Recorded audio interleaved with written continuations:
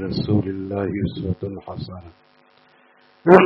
مختلف جگہوں پر مختلف انداز میں اللہ تعالیٰ یہ بتانا چاہتے ہیں کہ میرے محبوب کے راستے میں چل کے آ جاؤ، ہم تمہیں کامیاب کریں گے۔ اللہ تعالیٰ نے اپنے محبوب کا پیارا نمونہ ہمیں عطا فرما دیا۔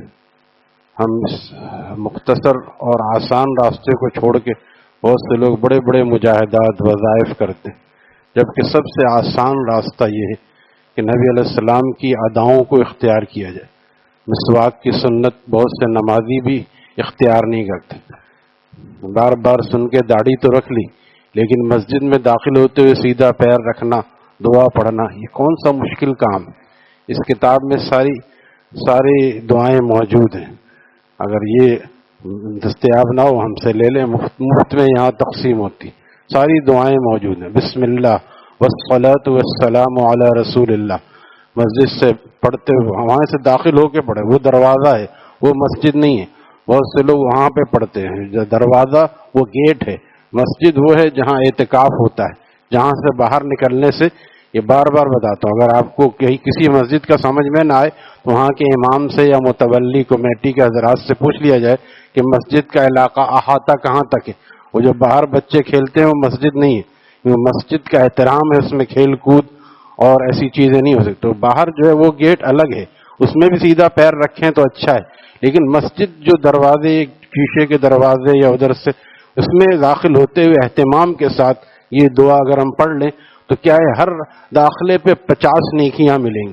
یہ ایک ایک نیکی اس دن کام آئے گی جب بندہ ایک نیکی کے لیے ادھر ادھر بھاگ رہا ہوگا اور لوگ اس سے منہ چھپا رہے ہوں گے۔ یوم یفر المرء من اخیہ وامہ وابیہ، اس کو معمولی نہ سمجھیں، عادت بنا لیں، کچھ دنوں میں عادت بن جائے گی، اس کے بعد پھر عبادت بن جائے گی۔ کرتے کا سیدھے ہاتھ میں پہننا، کپڑے پہننے کی دعا، جوڑا کپڑا پہننے کی دعا پڑھنا، آئینہ دیکھنے کی کل دعا ہم نے جو ہمارا اصلاحی نشست ہوتی اس میں ہم نے بتائی، اللہم انت حسنت خلقی فحسن خلقی، یا اللہ آپ نے میرا ظاہر بہترین بنایا۔ ہر آدمی خوبصورت ہے، چاہے وہ کتنا بھی کیسا بھی بالا بظاہر، لیکن جانوروں اور دوسرے اعتبار سے بہترین صورت میں اللہ تعالیٰ نے آدمی کو پیدا کیا۔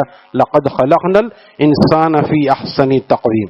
جب آئینہ دیکھے، دن میں کتنی دفعہ ہم لوگ آئینہ دیکھتے ہیں، کنگھی کرتے ہیں، کنگھی کرنا بھی سنت ہے، یہ اس لحاظ سے کرے، لیکن کنگھی چوٹی کی فکر میں ہی لگا نہ رہ جائے۔ بہت سے لوگ وضو وہاں سے کر کے آتے، سر آ کے مسجد میں جھاڑتے ہیں، یہ مسجد کے آداب کے خلاف ہے، لہذا وہیں پہ کرے جو کرنا ہے۔ مسجد کے اندر آ کے صرف آ کے نفل پڑھے، سنت پڑھے، نماز پڑھے، مسجد میں آ کے بالوں کو اور داڑھی کو جو ہے وہ کنگا نہ کرے، کیونکہ اس میں سے ایسی چیزیں گرتی ہیں، مسجد کو صاف رکھنا چاہیے۔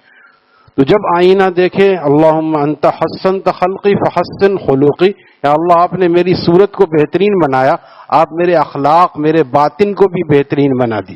اب دیکھیے کیا پیاری دعا سکھائی، ایک طرف شکر بھی ادا ہو رہا ہے، دوسری طرف دعا بھی مانگی جا رہی کہ آپ نے اتنا پیارا چہرہ مجھے دیا، اپنے نبی کی سنت سے مجھے آپ نے سجا دیا، اب مجھے وہ اخلاق بھی عطا فرما۔ ورنہ کتنے داڑھی والے اور نمازی گھر جاتے ہیں، غصہ آتا ہے، کچھ یاد نہیں رہتا، اول فول گالیاں بکنے لگتے ہیں، ذرا سی مزاج کے خلاف کام ہو جائے، ٹریفک میں کیا ہوتا ہے۔ یہ اخلاق بھی درست ہونے چاہیے، ورنہ لوگ کہتے ہیں دیکھو اس کا سراپا دیکھو، بڑا سنت کے مطابق چہرے پہ داڑھی ہے اور اس کے اخلاق کیسے ہیں، گالیاں دے رہا ہے۔ ایسے لوگوں کو میں جانتا ہوں، ان کے لڑکے نے مجھے بتایا، جو لڑکا بھی بالغ ہے، وہ ذرا ابا ہمارے جو نمازی بھی ہیں اور چہرے سے پرہیزگار بھی لگتے ہیں۔ پرہیزگار اس کو کہتے ہیں جو گناہ سے بچتا ہے، گالی دینے والا پرہیزگار متقی نہیں ہوتا، یعنی گھر میں ایسی گالیاں دیتے ہیں کہ بہنیں منہ چھپا لیتی ہیں اور ہم جو ہیں وہ منہ دیکھتے رہتے ہیں کہ ابا کو کیا ہو گیا، کیا وجہ ہے، غصہ آتا ہے تو اللہ یاد نہیں رہتا۔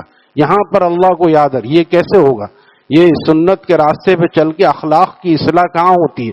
آغا خان اور لیاقت نیشنل میں نہیں ہوتی، اللہ والوں کے پاس بیٹھنے سے اخلاق کی اصلاح ہوتی۔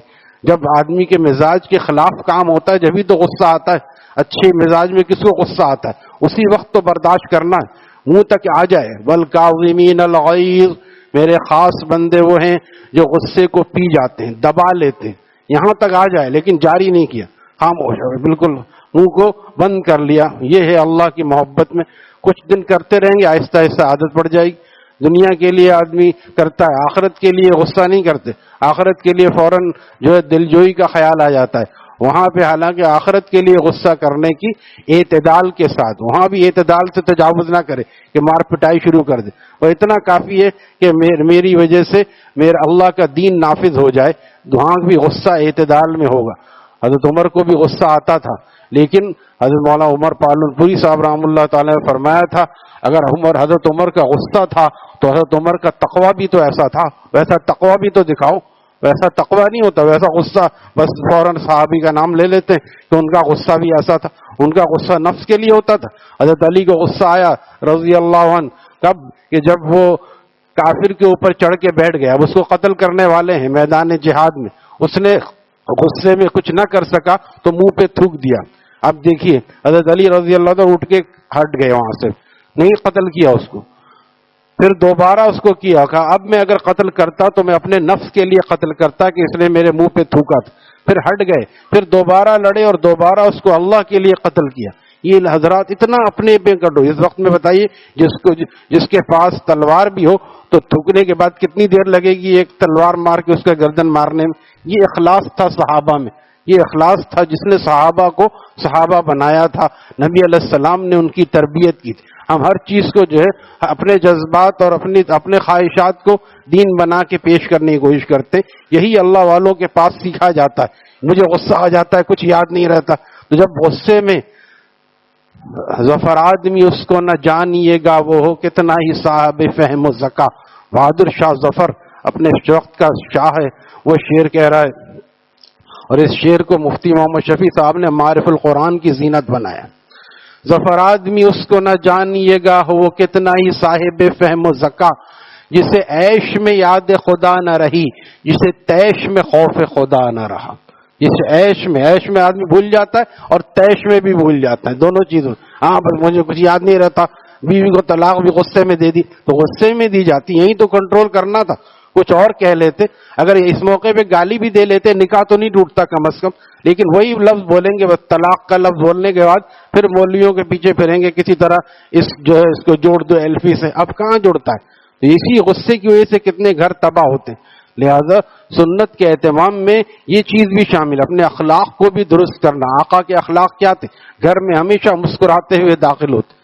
مکہ شریف میں ابو جہل، ابو لہب، عقبہ ابن ابی معیط، ہمیں وہاں کے زیارت کرنے والے پرانے پاکستان کے رہنے والے نے کئی سال پہلے زیارت کرائی تھی، یہ اس کا گھر تھا، یہ اتنا قریب یہ لوگ رہتے تھے۔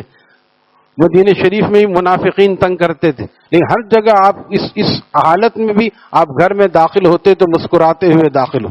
مدینہ شریف گئے، وہاں دوسرے سال سے جہاد شروع ہو گیا، 26 مرتبہ آپ خود تلوار لے کے نکلے۔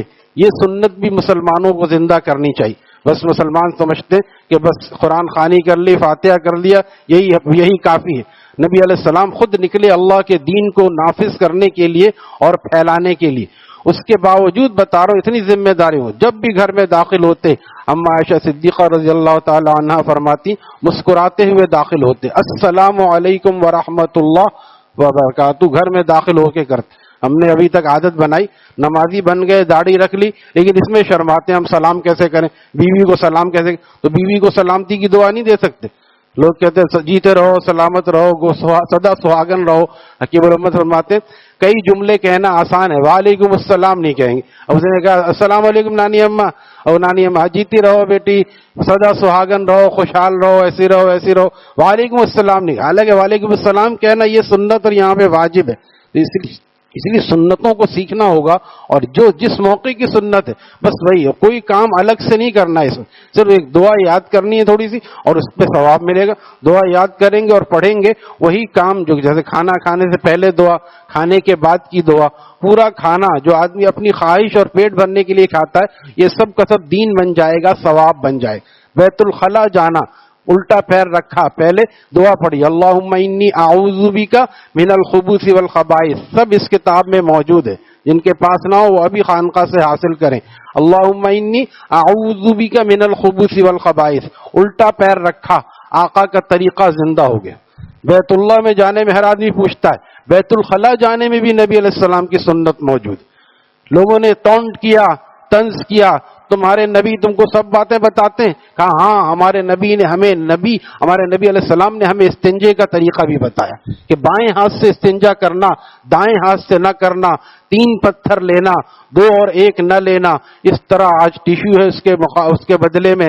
تو آپ نے استنجے کا طریقہ بھی بتایا، غسل کا طریقہ بھی بتایا، سارے طریقے بتا دیے۔ آج ہم نے بس جیسے تیسے جا کے کھڑے ہو گئے شاور کے نیچے، نہا لیا۔ اگر اسی کو سنت کے اعتبار سے کرتے تو یہ غسل کرنا بھی ثواب بن جاتا۔ اب سردی آ رہی ہے، ہمارے والا اس پہ لکھا ہے نہانے کی سنت میں کہ جو نہا کے نکلے اور اس وقت میں بدن پوچھے تو یہ نیت کرے کہ نہا کے بدن پوچھنا بھی سنت ہے سردی میں، کیونکہ سردی میں آدمی جو ہے وہ چاہتا ہے کہ بدن پوچھ لے، گرمی میں چاہتا ہے کہ پانی موجود رہے بدن نہ پوچھے۔ تو بعض دفعہ غسل کر کے بدن نہ پوچھنا بھی سنت ہے۔ اب بتائیے اس میں الگ سے کیا عمل کرنا پڑا؟ صرف نیت کا فرق، صرف نیت کا ہو۔ سردی میں نہ پوچھ کے یہ نیت کرے کہ بدن پوچھنا سنت ہے، اور گرمی میں یہ سوچ کے کہ آپ نے بدن نہیں بھی پوچھا ہے، کیونکہ گرمی لگتی ہے تو آدمی چاہتا ہے دیر تک پانی رہے تو اس میں آسانی رہتی ہے، اچھا لگتا ہے۔ تو یہ دونوں چیزیں سب سنت کے مطابق۔ تو کوئی چیز سونا بھی سنت کے مطابق۔ کوئی کہے کہ بھی کھڑے ہو کے سونا سنت ہے تو مشکل ہو جاتی ہے، بیٹھ کے سونا وہی لیٹنا ہے، لیکن سیدھے کروٹ ہاتھ کو رخسار کے نیچے رکھ کے اللہم بسمک اموت واحیا، کتنی بڑی دعا ہے۔ 6 سال کے ہمارے حفاظ بچوں کو آتا ہے، حفظ شروع کر رہے ہوتے ہیں، ان سے یہ دعا سن لیجئے۔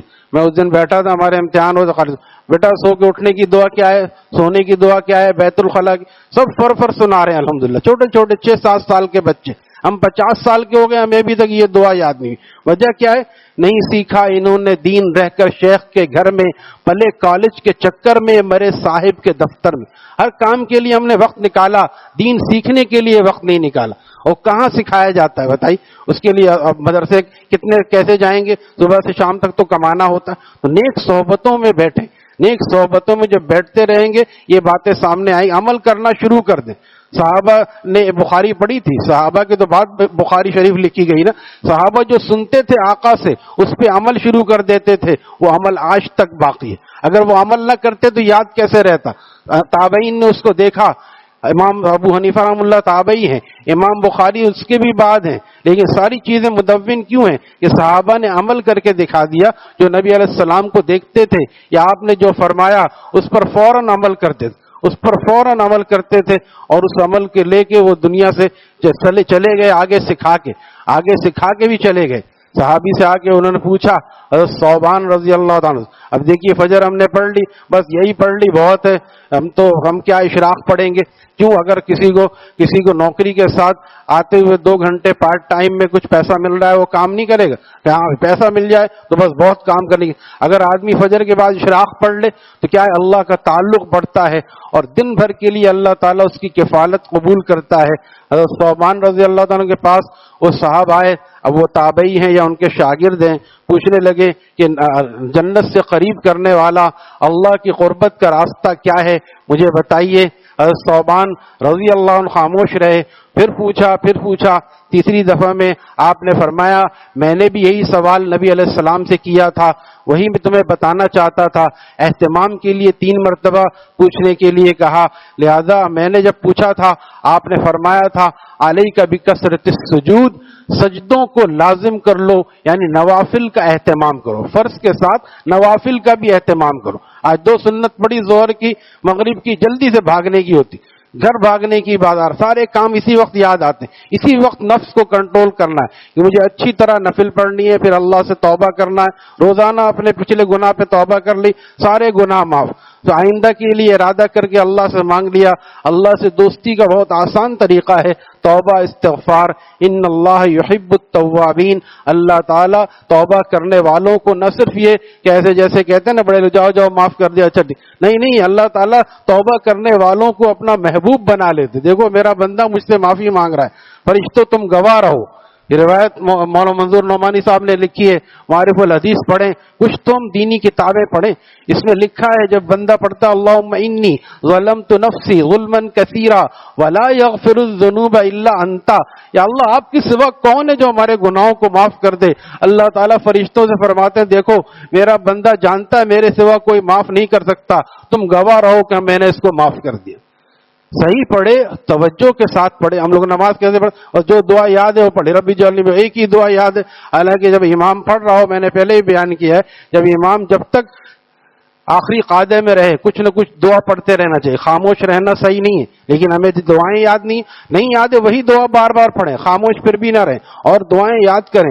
ربنا آتنا فی الدنیا حسنہ، ربنا ظلمنا انفسنا، اس کے علاوہ اور دعائیں بھی مناجات مقبول میں ہیں۔ ہم اگر دین پہ آگے بڑھنے کا ارادہ کریں یہ سارے راستے کھلے ہوئے ہیں، ولایت کے تمام راستے آج بھی کھلے ہیں، لیکن ہم چلنے کے لیے تیار نہیں ہیں۔ جو چلتا ہے اللہ تعالیٰ نہ صرف یہ کہ اس کو قبول فرما لیتے ہیں بلکہ اس کو دوسروں کی ہدایت کا ذریعہ بھی بنا دیتے ہیں۔ اس دن میں عرض کر رہا تھا اپنے دوستوں سے، نبی علیہ السلام نے دعا سکھائی، اللہم حبب الینا الایمان وزینہ فی قلوبنا، کیا پیاری دعا ہے، یا اللہ میرے دل میں، ہمارے دلوں میں ایمان کو مزین فرما دیجیے، سجا دیجیے، بسا دیجیے، مزین فرما دیجیے۔